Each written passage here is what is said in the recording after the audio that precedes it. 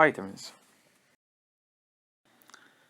As mentioned in the introduction, we have two groups of vitamins, the fat-soluble vitamins and the water-soluble vitamins. Both groups differ in some intrinsic characters that will be discussed later. Vitamin D.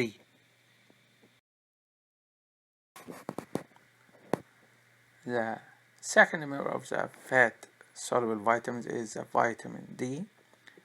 The sources of vitamin D are also animal and plant sources.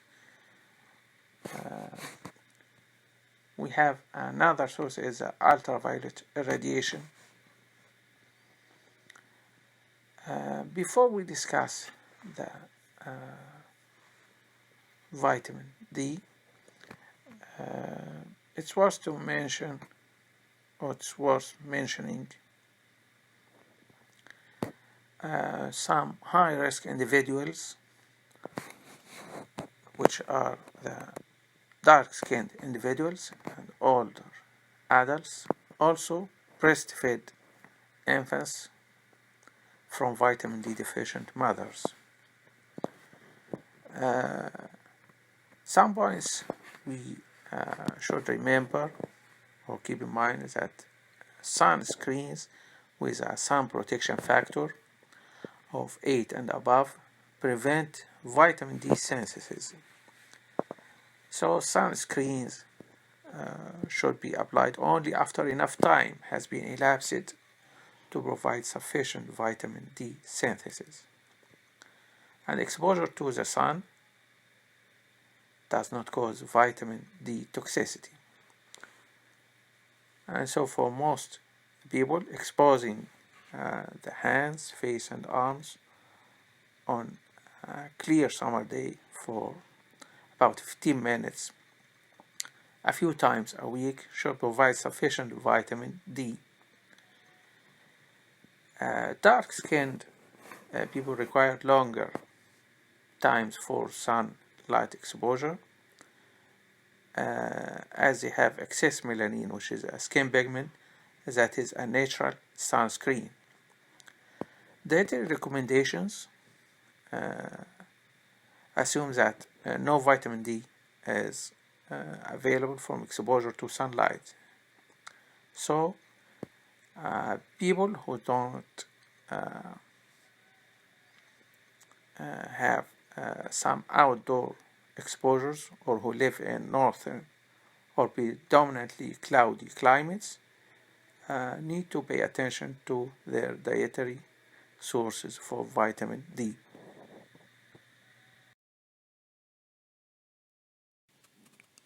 For the sources and requirements of vitamin D or cholecalciferol, the requirements of vitamin D about 200 international units up to the age of 50 years. But beyond this age, these requirements are doubled or tripled to about 600 international units. The sources of vitamin D, as we mentioned earlier, the first of which in mammalian cells is the ultraviolet radiation, which forms cholecalciferol or vitamin D. The process of vitamin D synthesis or cholecalciferol or vitamin D3 starts on the skin, starting with cholesterol, which is converted to 7-dehydrocholesterol, and the B ring of this 7-dehydrocholesterol is opened by the effect of ultraviolet rays, ending with vitamin D3 formation. This is also what happens with ergosterol, with ultraviolet rays forming vitamin D2 in plants.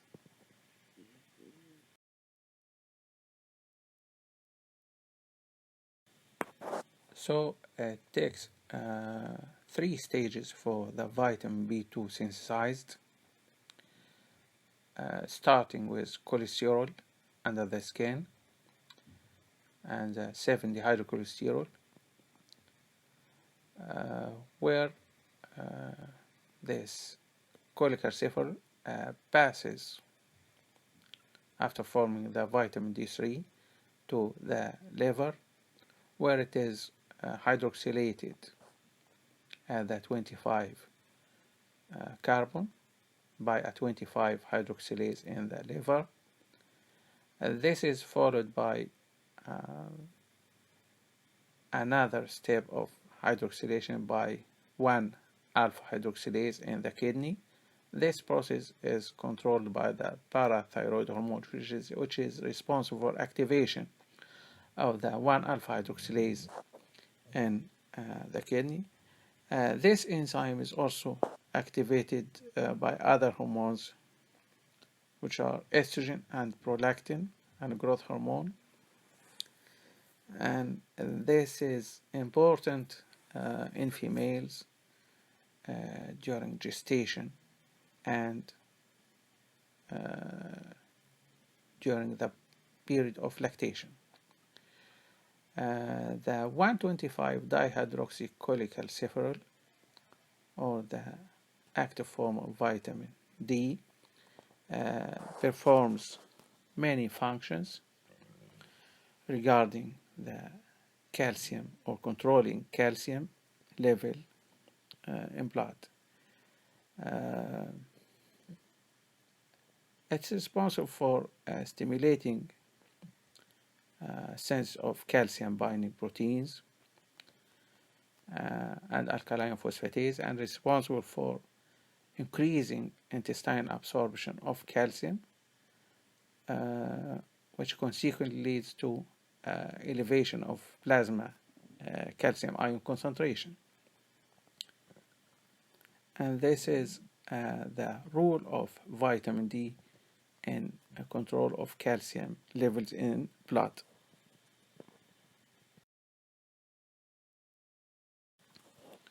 So, summarizing these important steps, the one that occurs in the liver, where cholecalciferol undergoes 25 hydroxylation to yield 25 hydroxycholecalciferol, and in the kidney it undergoes further 1 alpha hydroxylation to produce the 1,25-dihydroxycholecalciferol or vitamin D, and its production in the kidney is catalyzed by the 1 alpha hydroxylase that is under control of the parathyroid hormone, and also the estrogen, prolactin, and growth hormones.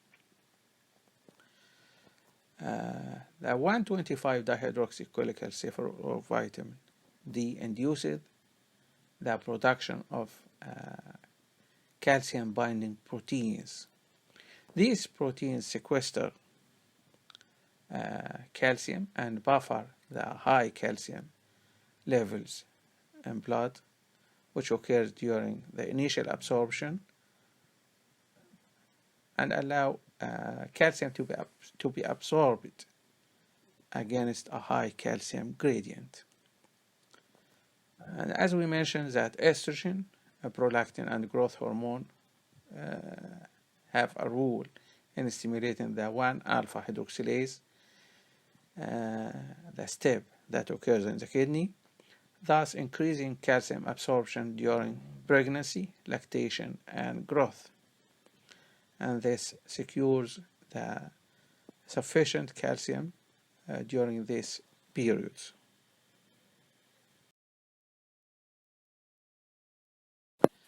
Many of the biological functions of vitamin D are related to calcium and its regulation or normalization or maintenance of sufficient calcium levels in blood. And this is done by 3 mechanisms. Vitamin D increases calcium absorption from the gut, and this is the rule exerted on the intestine. It increases intestinal calcium absorption. In the kidney, it increases calcium reabsorption, and it has a role in bones. It releases calcium in the bloodstream in response to low calcium levels. So it is responsible for stimulating osteoclastic cells in bone, or bone mobilization, or bone resorption. This process of bone resorption is in equilibrium with the process of bone mineralization, and this role is also played by vitamin D. Vitamin D is also responsible for absorption of phosphate from the intestine and increasing phosphate reabsorption from the kidney. So from the previous discussion, we found that, or we can notice that vitamin D deficiency may be linked to manifestations of calcium deficiency. And these manifestations are manifested in children and in adults. In children, it's manifested as rickets, or softness and deformities in bone skeleton, and in adults it's manifested as osteomalacia, represented by weak bones, bone pains, and increased bone fragility and fractures. In children, the manifestations appear in their skeletons, where the skull has a box shape with delayed closure of the anterior fontanelle of the skull, bowed legs, and we can feel the rosary beads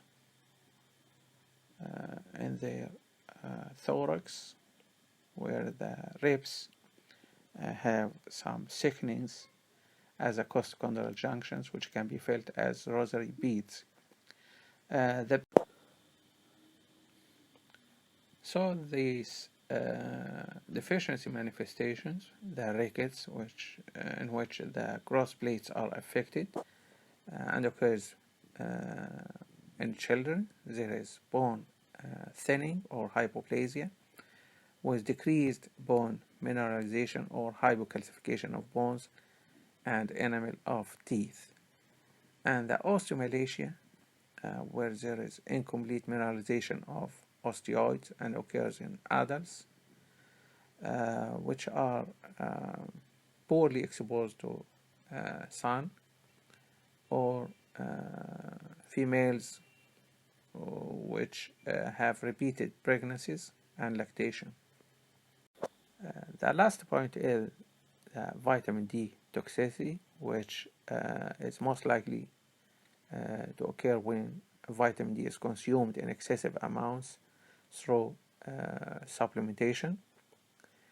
The excess administration of vitamin D raises blood calcium levels, resulting in calcium precipitation in soft tissues, or calcinosis, and stone formation in the kidneys, where calcium